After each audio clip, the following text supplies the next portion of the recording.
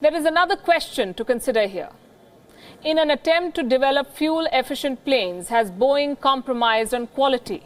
One of the biggest reasons why Boeing 737 MAX has been successful is its fuel efficiency, what we call mileage, which is why the new plane has found several buyers in developing markets. The company has orders for more than 5,000 planes.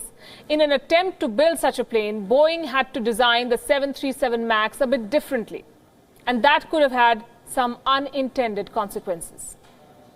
Whenever you have a new change or a new aircraft or a substantially different model, as in this case, the engines are different to get a more economical fuel burn, and they are moved forward, changing the weight and balance of the aircraft. So there are substantial changes to the airplane. Whenever you get this, there are often issues that come up that are unanticipated, and if they must be dealt with immediately and significantly, the FAA will issue an airworthiness directive. What is happening inside Boeing after these two crashes remains a mystery. Last time around, the company got away after issuing an advisory. This time, it has promised a software update to patch any problems on the 737 MAX 8. In a statement, Boeing has announced that it will release the update by April, that's next month. Boeing describes the software update as an enhancement. It says this is related to the Lion Air crash, but the crash in Ethiopia was only mentioned in passing.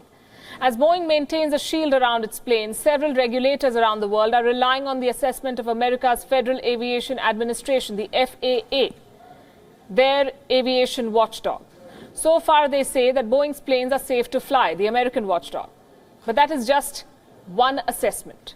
People around the world are looking at Boeing with a magnifying glass now, also its record.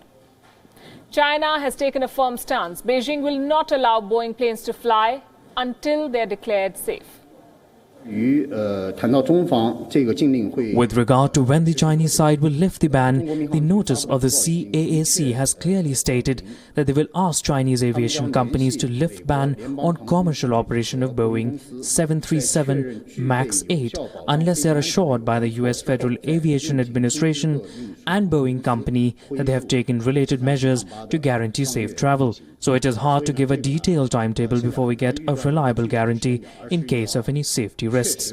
I think it is also a responsible attitude to all passengers.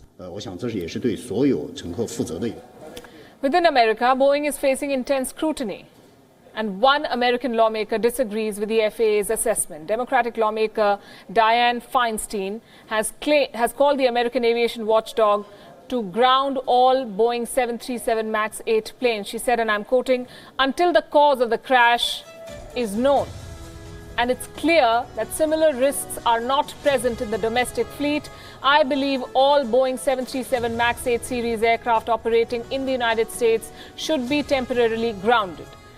This aircraft model represents only a small fraction of the domestic fleet, and several other countries have already taken this important step, including China and Indonesia." That is one lawmaker. But American lawmakers speaking out against Boeing remain a minority.